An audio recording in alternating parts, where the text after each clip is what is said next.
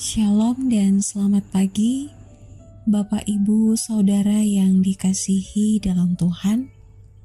Selamat berjumpa kembali dalam Renungan Harian Toraya, edisi Jumat 21 Februari 2025. Kita bersyukur kepada Tuhan yang baik, yang selalu mengasihi dan menuntun kita dalam rencananya. Mari Bapak Ibu Saudara, sebelum kita membaca dan merenungkan kebenaran firman Tuhan, kita berdoa. Segala puji, syukur dan kemuliaan hanya bagi-Mu Tuhan, atas segala berkat pemeliharaan-Mu yang sungguh kami rasakan di pagi yang indah ini. Menapaki di hari yang baru ini Tuhan, ada begitu banyak harapan yang kami pertaruhkan di dalam tangan-Mu untuk masa depan yang indah bersama Tuhan. Kami percaya Engkau adalah Allah yang selalu menjadi andalan kami. Kami ingin terus mengandalkan Tuhan dalam segala kehidupan ini. Karena itu, kami ingin membaca dan merenungkan kebenaran firman-Mu Tuhan, supaya kami tahu bagaimana kami terus mengandalkan Tuhan di dalam hidup ini. Kuasailah kami dengan Roh-Mu dan bersabdalah kepada kami, karena kami anak-anak-Mu telah siap untuk mendengarkan firman-Mu. Di dalam dan demi anak-Mu Yesus Kristus kami datang berdoa. Amin. Bapak, Ibu, dan Saudara yang dikasihi di dalam Tuhan, bacaan kita pada pagi hari ini terpilih dari kitab Mazmur pasalnya yang ke-37 ayat 34 sampai 40. Mazmur 37 ayat 34 sampai 40. Firman Tuhan berbunyi demikian. Nantikanlah Tuhan dan tetap ikutilah jalannya, maka Ia akan mengangkat engkau untuk mewarisi negeri, dan engkau akan melihat orang-orang fasik dilenyapkan. Aku melihat seorang fasik yang gagah sombong, yang tumbuh mekar seperti pohon aras Libanon. Ketika aku lewat, lenyaplah ia. Aku mencarinya, tetapi tidak ditemui. Perhatikanlah orang yang tulus dan lihatlah kepada orang yang jujur. Sebab pada orang yang suka damai akan ada masa depan. Tetapi pendurhaka akan dibinasakan bersama-sama. Dan masa depan orang-orang fasik akan dilenyapkan.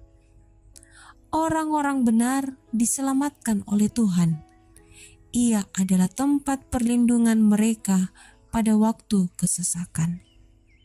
Tuhan menolong mereka dan meluputkan mereka. Ia meluputkan mereka dari tangan orang-orang fasik dan menyelamatkan mereka, sebab mereka berlindung padanya. Terpujilah nama Tuhan. Amin. Dari pembacaan kita pada pagi ini diberikan sebuah tema, yaitu orang yang tulus ada masa depan. Orang yang tulus ada masa depan.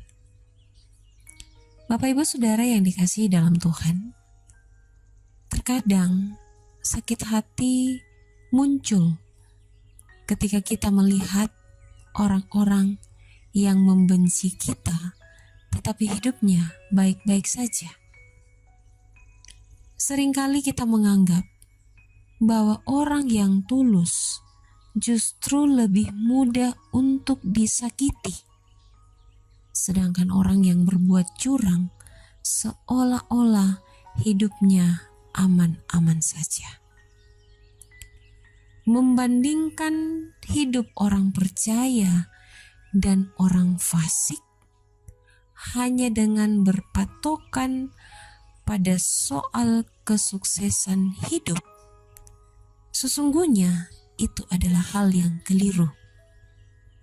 dan pada akhirnya akan berujung pada kekecewaan.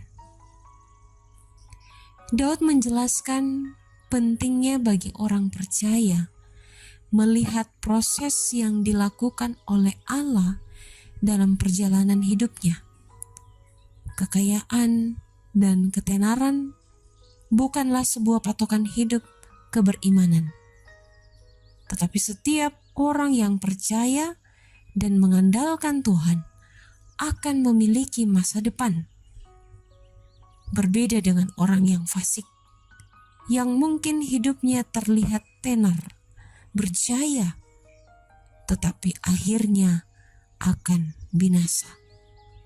Karena pada kejayaan mereka tidak ada masa depan, dan pada akhirnya kejayaan itu akan lenyap dengan sendirinya. Bagi orang percaya, kita tidak perlu membandingkan hidup yang berpusat pada kekayaan, tahta, dan kesuksesan orang lain. Fokus dan setia dalam jalan Tuhan adalah keputusan yang benar dan harus dimiliki setiap orang percaya. Tujuan utama hidup kita bukanlah memiliki semua apa yang ada di dunia ini, tetapi menyadari bahwa seluruh hidup ini adalah milik Tuhan.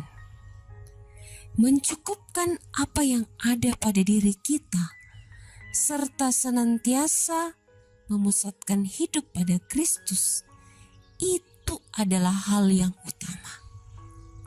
Sikap inilah yang menjadi modal utama bagi setiap orang percaya, karena hidupnya telah dijamin dan masa depannya sungguh ada di dalam Tuhan.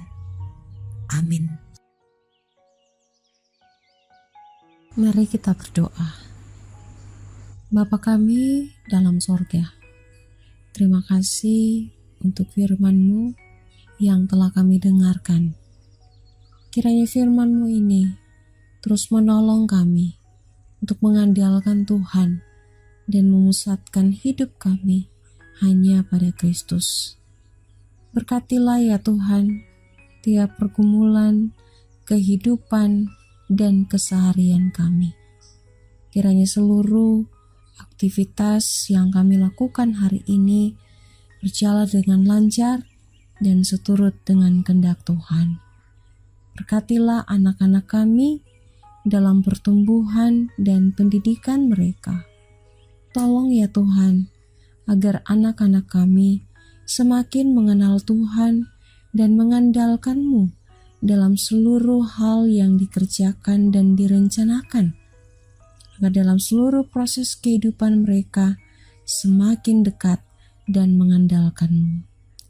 Berkatilah pemuda-pemudi sebagai generasi keluarga, gereja, dan bangsa. Ajarlah kami Tuhan, agar memusatkan kehidupan masa muda kami hanya kepada Kristus, sehingga kehadiran kami terus menjadi berkat dimanapun saja kami berada. Berkatilah orang tua kami dalam masa-masa indah mereka. Karuniakan kemampuan dan ketenangan agar menjalani kehidupan ini dengan terus berpegang teguh pada keyakinan di dalam Kristus sebagai satu-satunya penyelamat kami. Berkatilah Tuhan proses pembangunan gereja di Jemaat Laharoy yang terus diupayakan.